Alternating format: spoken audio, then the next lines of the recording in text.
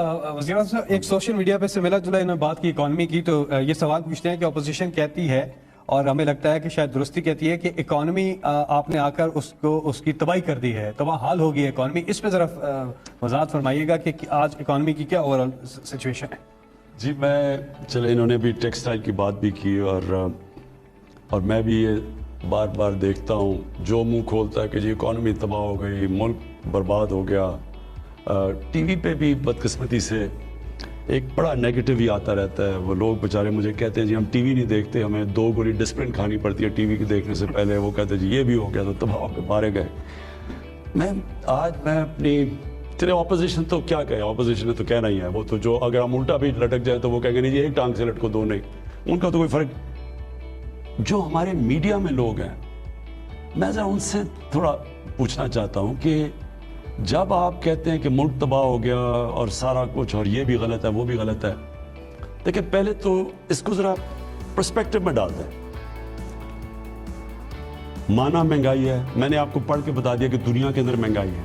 हाँ, हम पूरा लगे हुए हैं महंगाई के ऊपर काबू पाने के लिए। मैंने खुद आपको कहा कि मैं नए फाइनेंस मिनिस्टर शौकत तरीन को लेके ही इसलिए आया हूँ क्योंकि मैंने उनको मैंडेट दिया हुआ है कि तुमने महंगाई कम कर दी, जो भी हम कर सकें। कई चीज़ें हमारे हाथ में, कई चीज़ें हमारे हाथ में नहीं है। लेकिन महंगाई के अलावा अगर आप ये कहें कि जनाब तब से 2-2.5 साल में हुकूमत आई है, जो 50 साल में जो तबाही मची हुई है मुल्क की, या 30 साल में ख़ास तौर पर ये जो 2 जमातें आई हैं जिन्होंने स्वयं लूट मार के किया, कुछ नहीं है। मैं सिर्फ एक चीज़ कहना चाहता हूँ कि ये सारे जो बाहर बैठे हुए हैं शरीफ ख़ानदान के, वो भी बैठा हुआ, उसके बेटे भी, नवाज शरीफ के बेटे भी, वो झूठ बोल के बाहर चला गया, बेटे बाहर है। शहबाज शरीफ का बेटा बाहर है, जैसे ही पता चला उसको कि उसका टीटी का केस है वो बाहर भाग गया। इसका दामाद बाहर बैठा हुआ है, करप्शन के केसेस हैं नैब पे। इसाक डार बाहर बैठा हुआ है, उसके ऊपर जबर, और ये सारे ज़्यादातर बाहर भागे थे जब नून लीग की हुकूमत थी, अपनी हुकूमत में बाहर भागे हुए थे। उसके बेटे बाहर बैठे हुए हैं, अरबों रुपए के घरों में रह रहे हैं, बड़ी बड़ी गाड़ियां चला रहे हैं। आज तो पाकिस्तान में अदलिया आज़ाद है। आज तो आपको सबके सामने कोई कह सकता है कि आज तहरीक इंसाफ की हुकूमत हो, अदलिया को कंट्रोल करती है, अदलिया के आज़ाद फैसले हैं। तो आपको डर किस चीज़ का है? अगर आपने चोरी नहीं की, आप क्यों नहीं आके अपनी अदालत पे खड़े होकर अपनी सफाई पेश करते हैं? मेरे ऊपर आपने इंतकामी कार्रवाई की थी। मेरा 2002 का लंदन का फ्लैट डिक्लेयर था। मुझे 8 महीने अदालत में खड़े करके हर सवाल पूछा गया, और मैं पाकिस्तान से हलाल की कमाई का पैसा फ्लैट बेच के पाकिस्तान लेके आ रहा हूँ, बैंकिंग चैनल से लेके आ रहा हूँ। फिर भी 8 महीने उन्होंने मेरे से एक एक सवाल पूछा और सबूत मांगे। ये बाहर बैठे हुए हैं, एक ये सबूत नहीं दे सकते कि ये जो बेटे अरबों रुपए की प्रॉपर्टीज में रहते हैं, जो मरियम नवाज के नाम पे 4 बड़े बड़े महल हैं मेफेयर में, एक ये बता नहीं सकते कि किधर से पैसा आया, कौन सी मनी ट्रेल है, और मुल्क से पैसा बाहर जा रहा है। और फिर अभी ये जो शहबाज शरीफ ड्रामे कर रहा है, 7 अरब रुपए की, 7 अरब रुपए का सिर्फ एक केस है। बाकी तो इन्होंने जो इनके ऊपर जो चीजें हैं, जो इन्होंने पैसा बाहर भिजवाया, तो किसी को अंदाजा नहीं है। हम सब लंदन जानते हैं, मैं जानता हूं लंदन को, मुझे पता है ये किधर किधर रहते हैं। बरतानिया का प्राइम मिनिस्टर उन घरों में नहीं रह सकता जिधर इनके बेटे रहते हैं। तो सबसे बड़ी बात यह है कि अगर आपको फिक्र नहीं है, बजाय वहां बाहर बैठ के शोर मचाने के इंतजार करें जी कि एनआरओ मिलेगा, तो फिर जिस तरह मुशर्रफ के दौर में बाहर बैठ चले गए, वहां जब एनआरओ मिला वापस आ गए। इस बार ये एनआरओ नहीं मिलने लगा। एनआरओ तो मिलना छोड़े, मैं गवर्नमेंट में हूं या ना हूं, जब तक मैं जिंदा हूं, मैं आपको तब तक नहीं छोड़ूंगा जब तक आप मुल्क का पैसा वापस नहीं करेंगे। अब आ जाए जी इस चीज के ऊपर। हम बैठ के कहते हैं जी हर रोज के ये भी तबाह हो गया, वो भी। ये अब तो तबाह नहीं हुआ। ये इदारे जो तबाह हुए हैं, ये जो सारे हमें मिले हैं, ये कोई 1 साल 2 साल में तो नहीं हुए। और ये अपनी कौम को बताना चाहता हूं, एक नया इदारा बनाना बड़ा आसान है। एक पुराना इदारा जो खराब हुआ उसको ठीक करना बहुत मुश्किल काम है। मिसाल देता हूं, हमने 3.25 साल में शौकत खानम हॉस्पिटल खड़ा किया पेशावर के अंदर, जो इंटरनेशनल स्टैंडर्ड का हॉस्पिटल है। हम वो सरकारी अस्पताल जो LRH और ये जो गवर्नमेंट के सरकारी हॉस्पिटल थे, वो 7 साल से लगे हुए उनकी इस्लाहत करने, और अभी फर्क पड़ना शुरू हुआ है। आहिस्ता आहिस्ता फर्क पड़ता है। ये याद रख लें कि जब एक इदारा तबाह हो जाता है उसको ठीक करना आसान काम नहीं है। लेकिन मैं सिर्फ एक चीज़ आपके सामने लाना चाहता हूँ کہ میں ان لوگوں کو پہلے میں بھی اکانومی پہ بھی آنا چاہتا ہوں. ہم نے یہ جو گورنمنٹ کارپوریشنز ہیں, ہم نے ایک سال میں ان کے جو لاسز تھے, یہ جو خسارہ کر رہے تھے, 286 ارب روپے کا خسارہ کر رہے تھے, اس کو ایک سال میں ہم نے 143 روپے پہ لے آئے ہیں, یعنی آدھے سے بھی کم خسارہ کر دیا. تو اس کا مطلب کیا اصلاحات ہو رہی ہیں. پھر اب میں آتا ہوں اکانومی کے اوپر. ہمیں جو اکانومی ملی تھی وہ کیا تھی؟ اس کے اندر پاکستان کی تاریخ کا سب سے بڑا خسارہ تھا کرنٹ اکاؤنٹ ڈیفیسٹ, یعنی جو ڈالر اندر اور باہر جا رہے تھے, تاریخی 19.2 ارب ڈالر کا خسارہ تھا, جو پاکستان کی تاریخ کا سب سے بڑا تھا. اور اس کے علاوہ جو ہمارے ریزروز تھے وہ 10 ارب ڈالر پہ گر چکے تھے. اور جو ہماری لائبلٹیز جو ہم نے قسطیں دینی تھی, جو ہم نے باہر بیرون ملک, وہ اس سے زیادہ تھے, یعنی کہ ہم بینکرپٹ تھے. اب اس سے آ جائیں آپ. میں صرف اپنے میڈیا لوگوں کو بھی, عوام کو بھی بتانا چاہتا ہوں کہ آپ کیسے کہیں گے کہ مثلا ایک گھر بینکرپٹ تھا, تو کیسے کہیں گے, اگلا کہے گا نہیں جی آپ نے ٹھیک نہیں کیا. کیسے فیصلہ کرے گا, کون فیصلہ کرے گا ٹھیک ہے؟ اسٹیٹسٹکس, آزاد و شمار یہ فیصلہ کرتے ہیں. اور یہ اب سنیں ذرا, 20 ارب تقریباً 19.2 ارب ڈالر کا خسارہ تھا. آج جو پاکستان کا کرنٹ اکاؤنٹ ڈیفیسٹ ہے وہ سرپلس میں چلا گیا ہے, اور سرپلس میں 10 مہینے سے سرپلس میں. یہ کوئی نہیں سمجھ رہا تھا کہ اتنے تھوڑے ٹائم میں ہم جو ڈالر اندر آ رہے ہیں وہ زیادہ ہیں, باہر جا رہے ہیں وہ کم ہیں. اس کی وجہ سے کیا ہوا ہے, ہمارے جو ریزروز ہیں, جو فارن ایکسچینج ریزروز ہیں, وہ اوپر جانے شروع ہو گئے. جو بالکل ایک طرف نیچے چلے گئے تھے, ڈیفالٹ کی طرف تھے, اور سعودی عربیہ اور UAE اور چائنا ہمیں پیسے نہ دیتے, ہم ڈیفالٹ کر گئے تھے, اور ہمارا روپیہ پتہ نہیں 250-300 روپے کا ڈالر ہونا تھا, اور آج تباہی بچی ہونی تھی. تو آج ہمارے جو ریزروز ہیں وہ مجھے فخر ہے کہ وہ 15.6 پہ پہنچ گئے ہیں, بڑھ رہے ہیں ریزروز. اور دوسری چیز, جو روپیہ ہمارا گر رہا تھا, اور روپیہ ہمارا گر اس لیے رہا تھا کہ ہمارے پاس ڈالر کی شارٹیج تھی. آج ہمارا روپیہ 152 پہ پہنچ گیا, ایک وقت پہ 166 پہ پہنچ گیا تھا جب کرونا کا کرائسس تھا. آج ہمارا روپیہ 152 پہ پہنچ گیا اور اوپر آیا, پچھلے چند مہینوں میں تکڑا ہوتا گیا.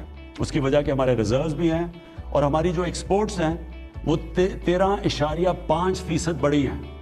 نون لیگ کے 5 سالوں کے اندر ایکسپورٹس کی 0 گروتھ تھی. آج ہماری ایکسپورٹس کی 13.5 اس کی گروتھ ریٹ ہے. ہمارے جو روشن ڈیجیٹل ہم نے اناؤنس کیا, اس میں 1 ارب ڈالر آ چکا ہے 10 مہینوں میں. ہمارا جو یورو بانڈ ہم نے فلوٹ کیا, 2.5 ارب ڈالر اس کے اندر آیا. اس کا مطلب انٹرنیشنل کمیونٹی کا کانفیڈنس آ گیا ہمارے میں. ہمارا جو اب یہ دوسری چیز فسکل ڈیفیسٹ ہوتا ہے, یعنی ملک میں آمدنی اور خرچے کے اندر اگر ہمیں قرضوں کی قسطیں نہ دینی پڑیں, اور جو پرانی گورنمنٹ سے لیے ہوئے تھے, تو ہم اب 410 ارب روپے کے ہم سرپلس میں چلے گئے ہیں. خسارے سے ہم آج سرپلس کے اندر ہیں.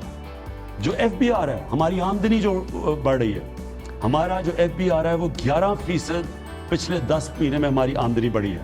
جو مارچ تھا 50%, یعنی ریکارڈ تقریباً 50% ہماری مارچ پہ ہماری اس کے اندر اضافہ ہوا ہے ہماری FBR کی, ہماری آمدنی میں. اور اپریل میں اس سے بھی زیادہ جا رہا تھا. بدقسمتی سے جو آخری ہفتہ تھا جس میں کرونا کی وجہ سے جو شٹ ڈاؤن ہوا, تو اس سے ہمارا ریونیو کم ہوا ہے.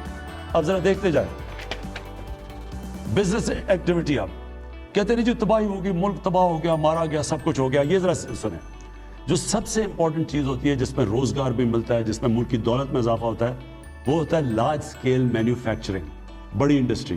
اس میں 7.5% اس کی گروتھ ریٹ ہے, یعنی وہ بڑھ رہی ہے.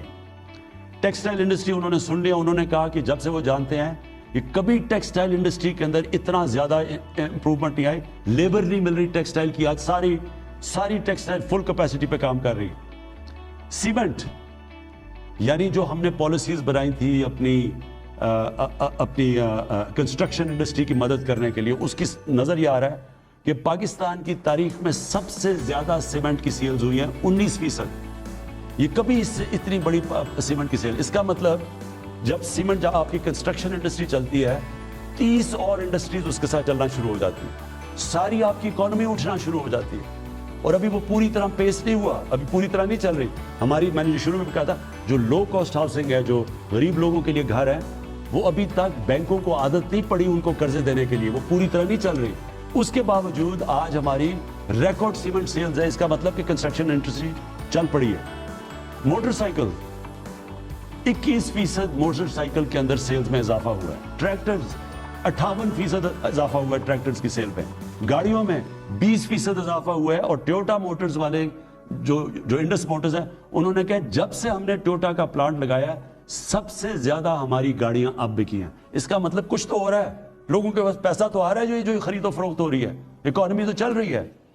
پھر کراچی, جو کراچی سٹاک ایکسچینج ہے, وہ بلومبرگ کہتا ہے کہ بیسٹ پرفارمنگ سٹاک ایکسچینج ہے. 66% اس میں اضافہ ہوا ہے. پھر آئی ٹی کی ایکسپورٹس, جو ہمارا آگے فیوچر آئی ٹی کا, آئی ٹی کی ایکسپورٹس میں 44% ہماری آئی ٹی کی ایکسپورٹس بڑھی ہیں اس سال.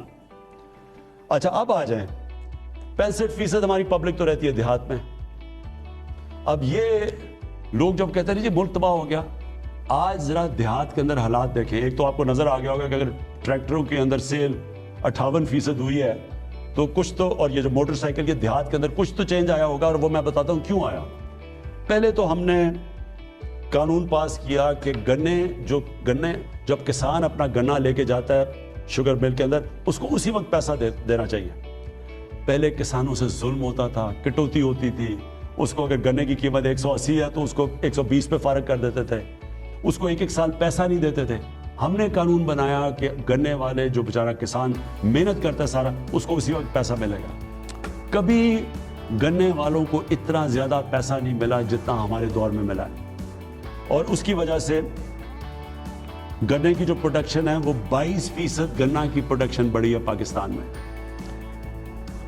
مونگی چاول 13.6% بڑھا ہے کیونکہ کسانوں کے پاس پیسہ آیا ہے, پہلی طرح ان کو پیسہ ملا ہے. گندم کے اندر ہم نے ان کو جو ریٹس دیے, اب گندم کے 500 ارب روپیہ گیا گندم, صرف گندم کے لیے اضافی کسانوں کے پاس. جو مکئی ہے 27.4% مکئی بڑھی ہے پاکستان میں, جو اس کی پروڈکشن بڑھی ہے. لائف سٹاک 2.6%, اس میں ہمیں کافی کام کی ضرورت ہے. ہم نے کیلکولیٹ کیا ہے کہ 1100 ارب روپیہ اضافی کسانوں کے پاس گیا ہے اس سال. تو جو اس وقت جب ہم بات کرتے ہیں کہ برے حالات ہیں, تو جو 65% پاکستان جو دیہاتوں میں رہتا ہے ان کے پاس تو کبھی اتنا پیسہ آیا ہی نہیں جتنا آپ پہنچا ہے. تو یہ جو بیٹھ کے ہم کر رہے ہیں, کبھی پوچھیں جائیں کسانوں سے, تو پوچھیں کہ ان کو پہلے سے حالات کیسے ہیں. اور یہ ابھی رکے نہیں, ابھی انشاءاللہ جو آگے ہم چیزیں کرنے جا رہے ہیں, کسان کارڈ لے کے آئے ہیں. اب ہم کریں گے کیا کہ کسان کو اگر ہم نے کسی چیز میں اس کو ہم نے سبسڈی دینی ہو, ڈائریکٹلی کارڈ کے تھرو اس کسان کے بینک میں آئے گی. مڈل مین نیچے سے نکل جائے گا, جو پیسے کاٹتے تھے بیچاروں کو ملتا نہیں تھا. پھر ہم نے یہ بھی فیصلہ کیا کہ ہر قسم کا, یعنی اگر کوئی مشکل آتی ہے کسان کے اوپر, ہم نے پیسے دے رہے ہیں, ہم نے کھاد کے لیے اگر کسان کو ہم نے سبسڈائز کرنا ہے, ہم اب ڈائریکٹلی, جو پنجاب نے شروع کیا, یہ انشاءاللہ کے پی میں بھی آ جائے گا, ڈائریکٹلی کسان کو پیسہ پہنچے گا اس کے پاس. کوئی بیچ میں اس کے آدمی نہیں ہوگا جو کہ اس کو تنگ کرے گا یا پیسہ کاٹے گا. تو میں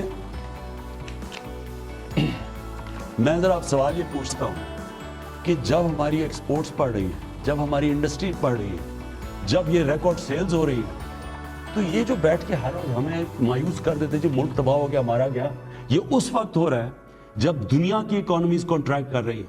آپ ہندوستان کے حالات دیکھیں, آج 22 کروڑ لوگ, میں پھر سے کہتا ہوں, کورونا کی وجہ سے غربت کی لکیر کے نیچے گئے ہیں. اب اور برطانیہ میں دیکھیں 10% ان کی اکانومی کنٹریکٹ کی ہے. اس دور کے اندر یہ پاکستان کے اندر ہم نے اپنی اکانومی کو بھی بچایا ہے, اپنے لوگوں کو بھی کورونا سے بچایا اب تک. اور ماشاءاللہ ہم نے اپنی اس وقت ملک کو ادھر رکھ دیا ہے کہ انشاءاللہ اگر ہم اسی طرح چلتے رہیں تو ہم وہی اس خوشحالی کی طرف جا رہے ہیں جس کی طرف ہماری کوشش تھی.